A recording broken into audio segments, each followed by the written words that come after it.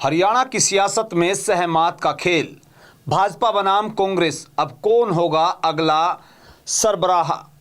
जी हां, हरियाणा की सरजमी पर फिर से जहां गर्माहट पैदा हो गई है और वजह है कुर्सी की वो जंग जिसमें नाम बदल सकते हैं लेकिन चालें वही पुरानी हैं। जी हां, एक तरफ भारतीय जनता पार्टी जो सत्ता के सिंहासन पर विराजमान है, तो दूसरी तरफ है कांग्रेस जो अपनी ही परछाइयों से लड़ रही है। किसका लगेगा दांव, किस पार्टी से कौन होगा प्रदेश अध्यक्ष, जानेंगे इस रिपोर्ट में। मेरा नाम है जितेंद्र अहलावत और आप देखना शुरू कर चुके हैं सिटी तहलका। आजकल हरियाणा की सियासी जमीन बढ़ती गर्मी की तरह अब तप रही है। इसमें बड़ा बदलाव देखा जा सकता है। फसलों की तरह अब पद भी बदलने का समय आ चुका है। चलिए शुरू करते हैं। सबसे पहले भाजपा से शुरू करते हैं। जी हां, भाजपा में आजकल सब कुछ सुकून में नहीं है। मौजूदा प्रदेश अध्यक्ष मोहन लाल बड़ोली, जिन पर दुष्कर्म के संगीन इल्जाम था, अब अदालत से वो बरी जरूर हुए हैं, मगर सियासत की अदालत अभी भी बाकी है। पीड़िता के सवाल अभी भी हवा में तैर रहे हैं और पार्टी के अंदर उनके दुश्मन और उनकी वापसी की राह में कांटे बिछा रहे हैं। अगर बड़ोली की सियासत दोबारा ताजपोशी जहां रुक जाती है, तो कतार में जहां अजय गौड़, वो सिपेसिलार जो मनोहर लाल खट्टर के दरबार से सबसे करीबी माने गए हैं, मगर आज तक उन्हें न संगठन में जगह मिली न सरकार में ओहदा, शायद उस वक्त उनका इंतजार खत्म हो रहा हो। फिर आते हैं मनीष ग्रोवर, जो रोहतक का वो पुराना नाम जो जातीय संतुलन का तगड़ा दाव हो सकता है। अधिवक्ता वेदपाल और संगठन की गलियों में कानूनी चालों से अपना सिक्का उन्होंने जमाया। फिर पूर्व सांसद संजय भाटिया, जिनकी वफादारी खट्टर साहब के लिए मिसाल मानी जाती है। वहीं सियासत में अगर नाम नहीं चलता तो जात भी चलती है और भाजपा के पंडित अब जातीय गणित के चक्रव्यूह जहां रचाने में लगे हैं। ब्राह्मण चेहरों में अजय गौड़, वैश्य में डॉक्टर अर्चना गुप्ता, जाटों में सुभाष बराला और सुरेंद्र पुनिया, सबका नाम जो है जुबा पर है। अगर दलित वोट बैंक की दरकार हुई तो कृष्ण बेदी का नाम भी जहां उछाला जाएगा।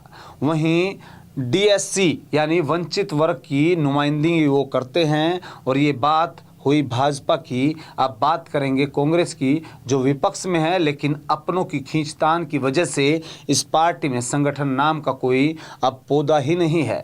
या यूं कहा जा सकता है कि ये पार्टी की किताब से वो पन्ना फाड़ दिया गया है, जिसको लेकर अरसा हो गया है कि संगठन ही नहीं बना पाए, जिससे पार्टी आज हाशिए पे आ चुकी है।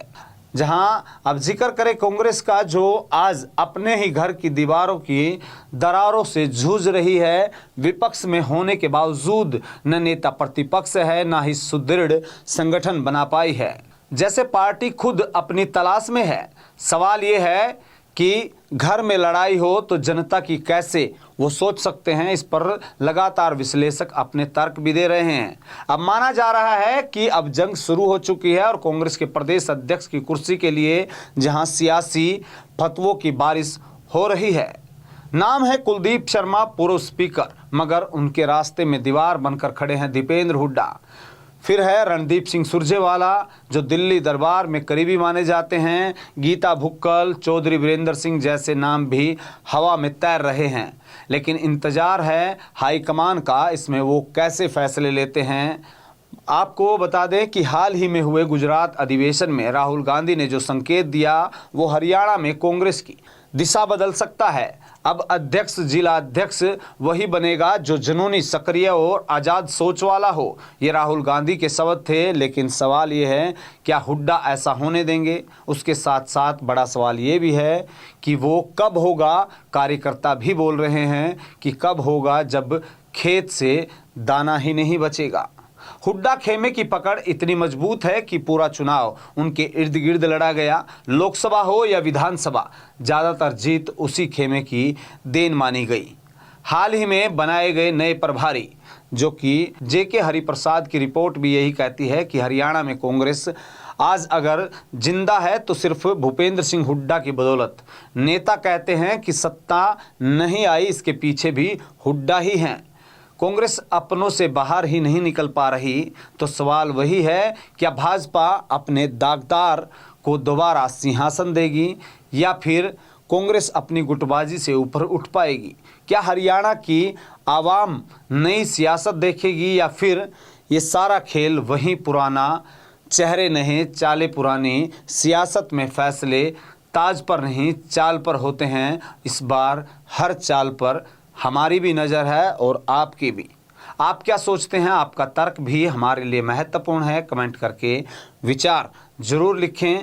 शुक्रिया। ऐसी सियासी रिपोर्ट के लिए देखते रहें सिटी तहलका। नमस्कार।